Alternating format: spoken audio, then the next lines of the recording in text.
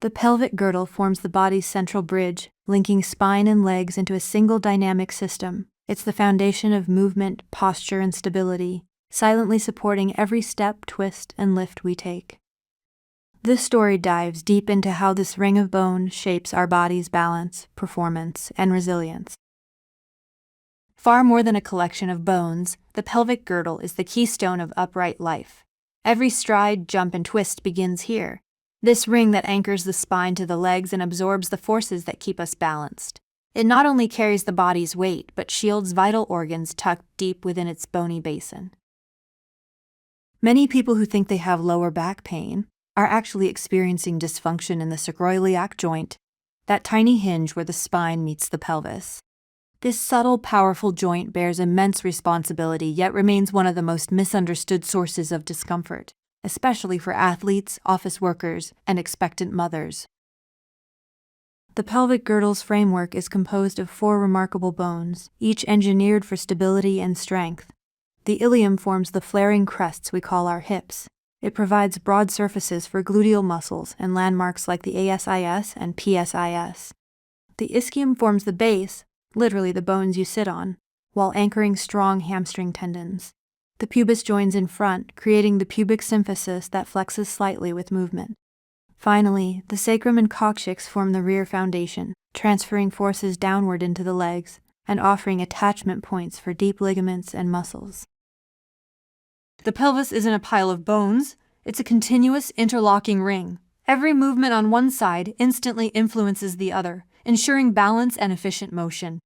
The pelvic inlet forms its upper boundary, and the outlet its lower.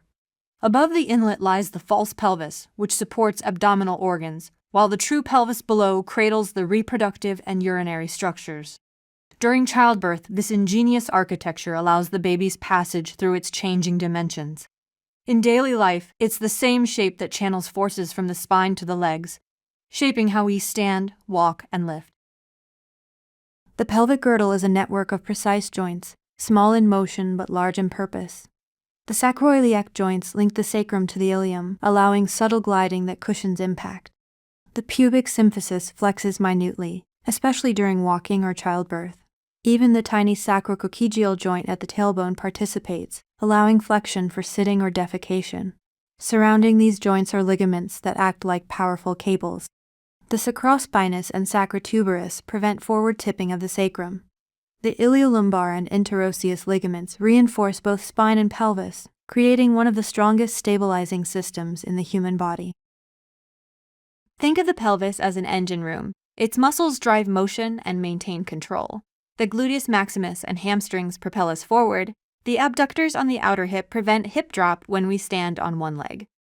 Deep inside, the iliopsoas flexes the hips for walking, while the adductors maintain balance in lateral movements. When one muscle group weakens, say, tight hip flexors from too much sitting, it throws the entire system off balance. Over time, this misalignment can ripple upward into the spine or downward into the knees. Strengthening these muscles isn't just for athletes, it's how we maintain healthy posture and movement for life. Beneath it all lies the pelvic floor, a hammock of muscle and fascia that supports our organs and stabilizes our core from below.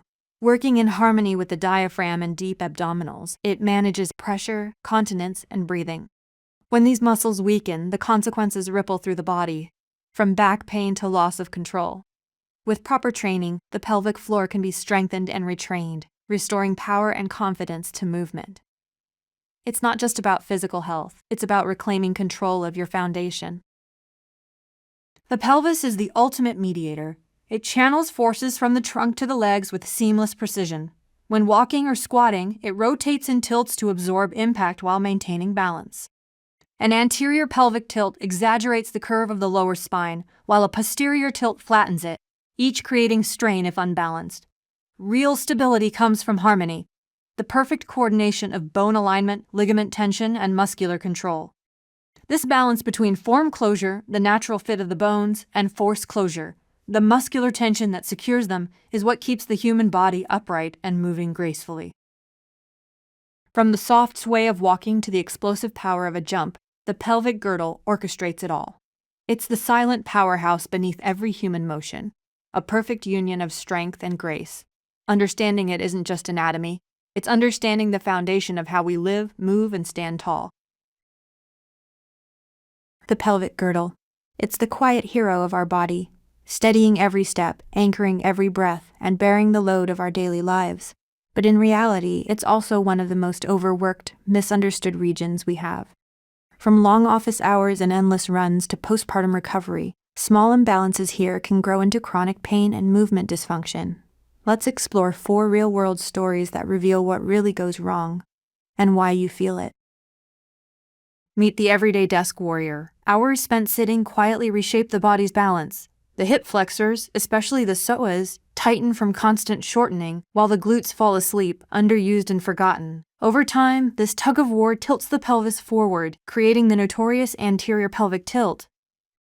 What feels like harmless posture slowly becomes a chronic strain on the lower back, fueling stiffness, fatigue, and pain that no chair adjustment seems to fix.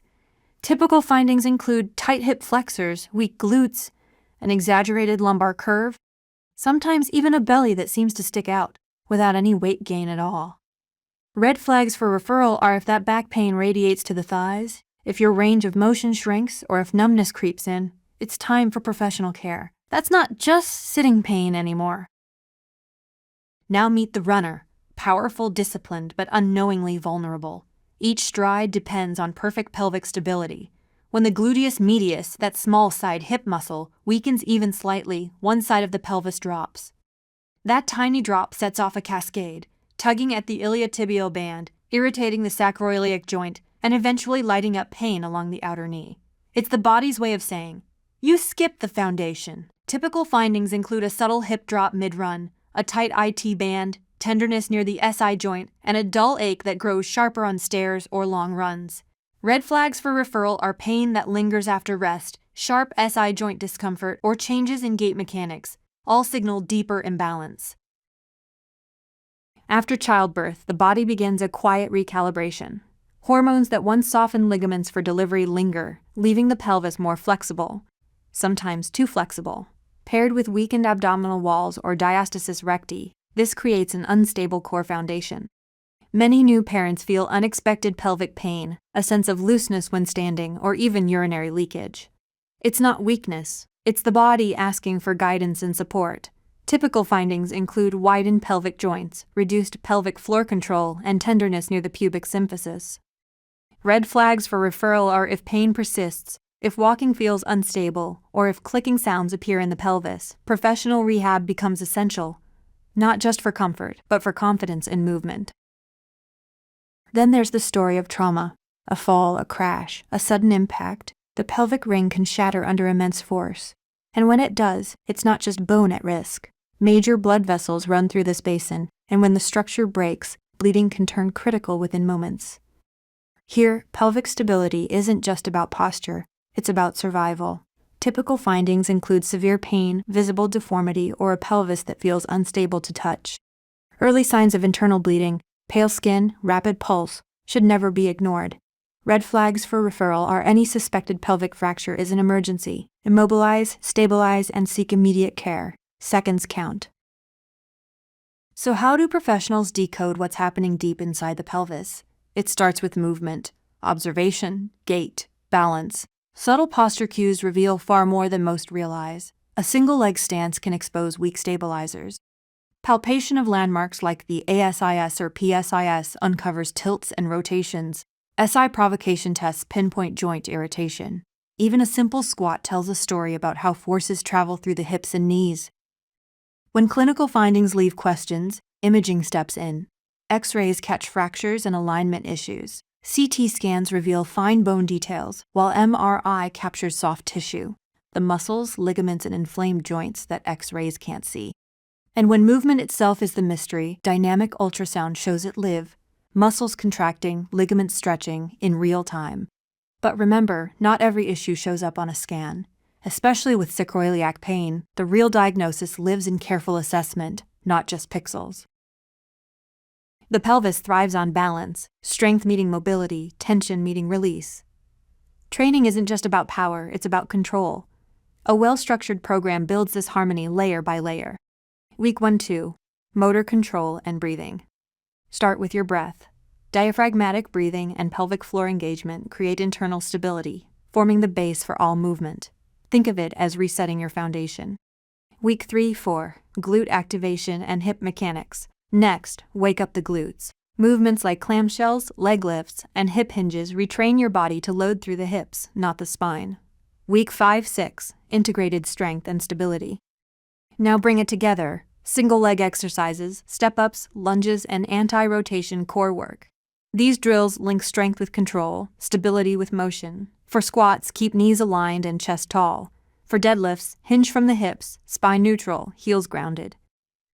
For running, maintain pelvic neutrality, stride from the hips, not the back. And if pain lingers, numbness appears, or movement feels unstable, pause. Seek expert assessment. Your body always whispers before it screams. The pelvis isn't just a structure. It's the silent cornerstone of every movement, every moment of balance, every breath that anchors your body.